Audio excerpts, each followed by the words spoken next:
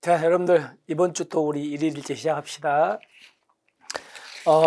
우리 이제 저번 주에 앞부분부터 들어가서 지금 진도를 나가고 있는데, 자, 오늘 이제 우리가 나갈 부분은 범죄학 부분입니다. 범죄학 문제인데, 범죄 예방에 대한 내용이다. 타당한 것은 모두 몇 개인가 해가지고 쭉 범죄학과 관련된 내용들이죠. 자, 차근차근히 들어갑시다. 먼저 범죄 그 원인론 있죠. 원인론에는 우리가 사회학적, 그죠? 자, 사회학적 범죄 원인론이 있는 거 아시죠? 그죠? 사회학적 범죄 원인론. 그러면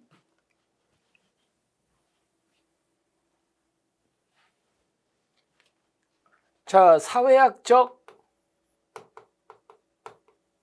범죄 원인론에는 여러분들이 이제 잘 아시다시피 시험에도 잘 나오는 것처럼 크게 뭘로 나눠집니까? 두 개로 나눠가지고 얘가 사회 구조가 범죄 원인이다. 사회 구조 원인론.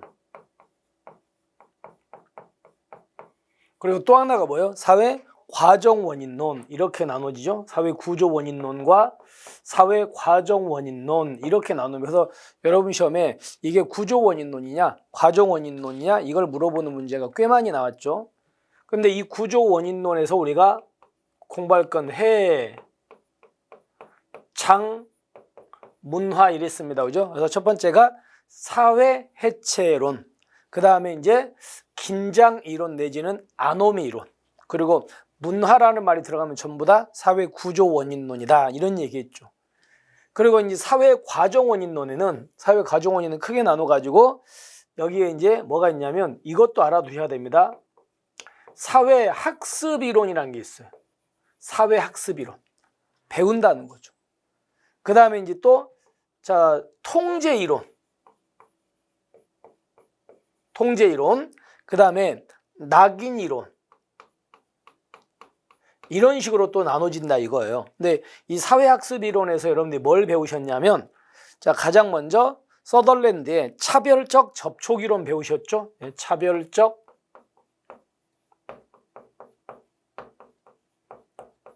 접촉 이론입니다. 그죠? 그 다음에 이제 또 차별적 동일시 이론, 글레이저의 차별적 동일시 이론이고, 그 다음에 차별적 강화 이론 배우셨죠. 그리고 이제 중하기술 이론, 중하기술 이론도 여러분들이 여기서 이제 배우셨을 겁니다. 그 다음에 통제 이론에는요, 허쉬의 무슨 이론이 있습니까? 사회 유대 이론이라는 게 있죠. 사회 유대 이론. 됐죠? 그 다음에 이제 레크레스의 견제 이론이라는 게 있어요. 그리고 우리가 잘 안 보지만 동조성 전념 이론이라는 게 있습니다. 동조성 전념 이론. 자, 이렇게 하고 낙인유까지 이렇게 가지고 이 구조를 여러분께서는 꼭 기억하셔야 하는. 그러니까 일단 시험이 여러분 시험에 이게 구조 원인론인가 과정 원인론인가를 물어보는 문제는 출제가 이미 됐어요. 그죠? 여러 번 됐는데 아직까지 여기까지 들어가서는 아직 나오지 않았거든요. 근데 혹시라도 문제가 좀 더 깊어지면 이게 과정 원인론 중에서 사회 학습 이론이냐 뭐 통제 이론이냐 이런 걸 물어볼 수도 있을 것 같아요. 그래서 여러분들은 거기까지 기억하십시오. 따라서 보세요. 사회 학습 이론에 해당하는 중화기술 이론 보세요.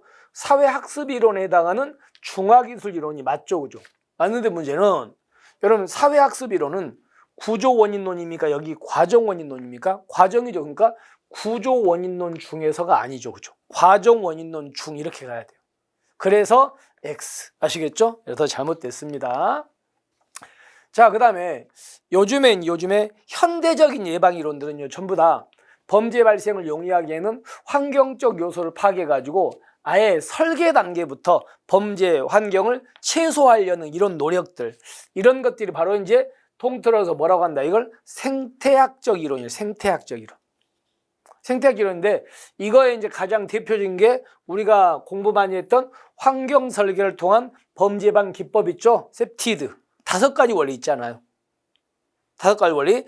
자연적 감시, 자연적 통제, 영역성 강화, 활동성의 활성화, 유지 관리 아시죠? 그 내용들. 이런 것들이 바로 생태학 이론의 대표입니다. 맞습니다.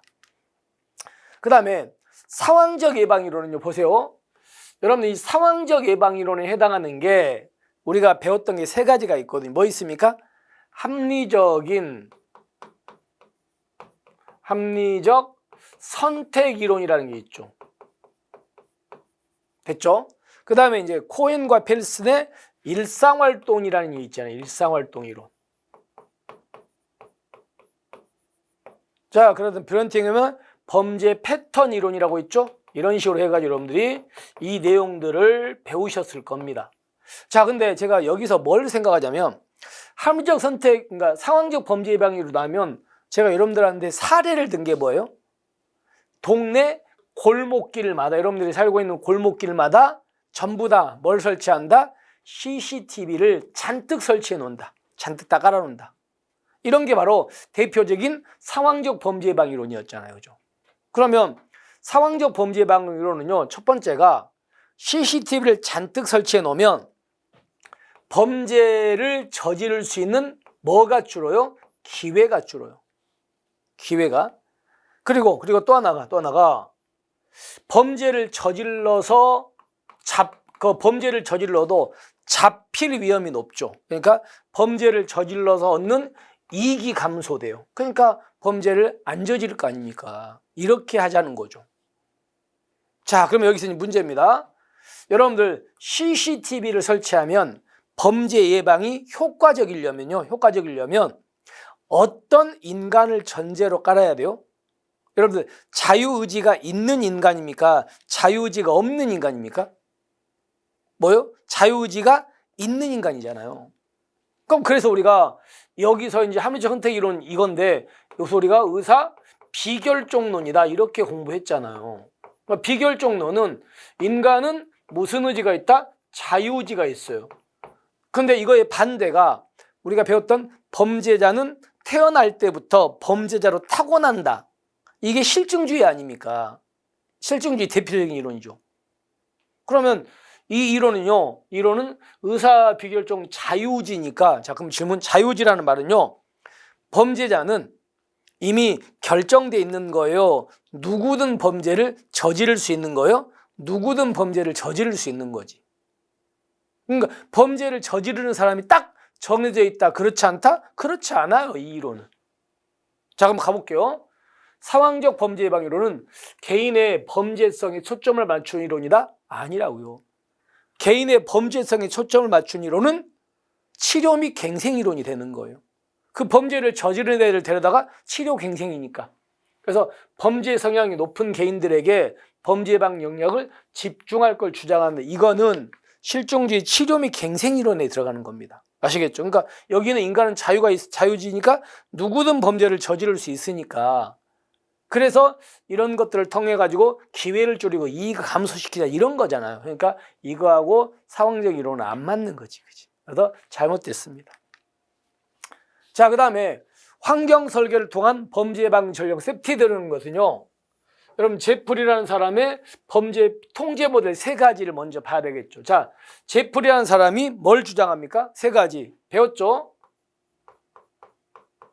형벌을 통한 범죄 억제 모델이 있어요. 하나.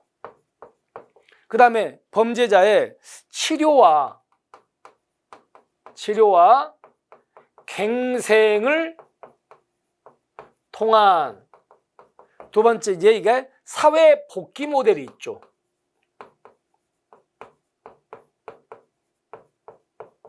그 다음에 환경 개선을 통한, 환경을 바꿔서 개선을 통한 범죄 예방 모델, 이렇게 나눠지잖아요.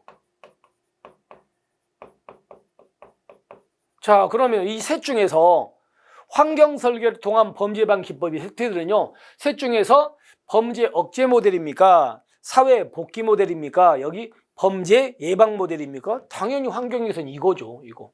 그죠? 그래서 환경 설계를 통한 범죄 예방 전략은 제프리의 범죄 통제 모델 세 가지 중에서 억제 모델이다, 아닌 거지. 그치? 뭐 들어가요? 범죄 예방 모델, 이렇게 들어가야 되겠죠. 됐습니까? 그래서 잘못됐습니다. 그 다음에 우리가 일반 예방과 특별 예방이라는 말을 공부하셨죠. 일반 예방은 누구를 대상으로 범죄 예방하는 겁니까? 일반인 대상으로요. 근데 특별 예방은 특별한 사람을 대상으로 해요. 그죠? 자, 그러면 결론적으로 일반 예방은 일반인 대상이니까 일반 대중, 그러니까 대표적으로 CCTV 같은 거 설치하는 건 이건 일반인 대상이니까 일반 예방 효과죠. 그런데요, 범죄를 저지른 애들을 데려다가 교도소에 가둬요. 그럼 그 사람들 교정교육 시키죠. 그건 특별 예방이죠. 범죄자 대상이니까. 그러니까 여기는 일반 예방과 특별 예방이 바로 바뀌어 있습니다. 앞에가 범죄자 개인에 대해서 이제 재범하지 않도록 하는 거는 특별 예방이고, 일반인 상대로 하는 게 이게 일반 예방 바뀌어야 되는 겁니다. 됐죠? 자, 그 다음에 아까 우리가 잠깐 앞으로 가볼게요. 자, 여기에서 이제 상황적 범죄 예방 이론에서 코엔과 펠슨이 주장한 일상활동 이론에서는요, 범죄가 발생하려면 뭐가 있어야 됩니까? 첫 번째가 잠재적인 범죄자가 있어야 되고, 두 번째가 적절한 매력적인 범행 대상이라는 게 있어야 되고요. 세 번째가 보호자 내지는 감시조가 없어야 된다. 이렇게 해가지고 이제 봤죠? 기억하시죠? 근데 이제 범죄자 입장에서 얘가 범죄를 저지를까 말까 고려하는 네 가지 요소가 뭐 있습니까? 우리가 치용시근이라 그랬죠. 그래서 가치, 이동 용이성, 가시성, 접근성이다. 아시겠습니까? 이렇게 해가지고 이 부분을 여러분 기억하시면 좋을 것 같아요. 자, 그래서 이걸 가지고 이제 문제를 풀어보시면, 자, 일상활동 이론에서 범죄가 범행을 결정할 때 고려한 네 가지 요소는요, 치용식은 치 맞죠? 그 다음에 용 맞고요, 시 맞는데 얘가 없죠. 얘 대신에 뭐가 들어가야 돼? 접근성이 들어가야 되겠지. 잘못됐습니다. 그 다음에 깨진 유리창 이론이 어떤 겁니까? 깨진 유리창 이론은 경미한 무질서, 경미한 거라도 방치하면, 이걸 방치하면 나중에 진짜 큰 문제가 터진다. 그러니까 경미한 무질서를 봐주자, 강경 대응하자, 이런 이론이잖아요. 그러면 보세요. 이 이론은 이렇게인데 비판이 있죠. 경미한 무질서도 강경 대응해가지고 처벌을 해버리면 얘는 범죄자로 뭘 지킨다? 낙인을 지킨 거 아니냐. 낙인 지킨다. 그러니까 이론이 비판이에요. 그러면 깨진 유리창 이론은 낙인 효과가 나타난다는 비판이 있다고요. 그래서 보시면 사소한 무질서라도 그대로 방치할 경우 주민들의 범죄에 대한 두려움이 증가하거나 범죄와 무질서가 더욱 심각해질 수 있다고 보기 때문에 여기까지는 맞아요. 근데 낙인 효과를 최소화하는 거라고요. 이 깨진 유리창 이론은 낙인 효과가 발생한다고요? 낙인 효과가 발생한다니까? 이걸 최소화하는 게 아니고서 이 뒷부분, 이 부분 때문에 X 이 부분. 심각할 수 있다고 보기 때문에 무관용, 봐주면 안 된다가 필요한데 이게 빠져야 돼. 낙인 효과가 최소화되는 게 아니고 깨진 유리창 이론의 비판으로서 낙인 효과가 발생한다는 겁니다. 됐죠? 그래서 잘못됐습니다. 자, 그래서 첫 번째가 구조 원인론이 아니고, 자, 중화기술 이론은 과정 원인론이다. 그 다음에 이제 개인의 범죄성에 초점을 맞춘 이론은 성향도 개인들에게 이걸 집중하는 건 이 이론이 아니다. 이론이 아니고 이제 이거는 치료갱생 이론이다. 그리고 제프리가 제시한 범죄 통제 모델 중에 얘는 자, 환경 개선을 통한 범죄 예방절 모델에 해당한다. 잘못됐다. 그리고 일반 예방과 특별 예방이 바뀌어 있다. 그리고 일상활동 이론에 하면 치용시근이다. 그래서 보호자 부재가 아니고 접근성이다. 그리고 깨진 유리창 이론은 낙인 효과를 최소화하는 거 아니다. 됐죠? 그래서 하나만 맞고 나머지가 다 잘못됐습니다. 자, 이렇게 해가지고 범죄 예방과 관련된 문제를 우리가 한번 봤습니다. 됐죠? 자, 오늘 여러분들 또 새로운 주를 맞아가지고 새로운 마음으로 또 공부를 또 한 주 또 보내셔야 되겠죠?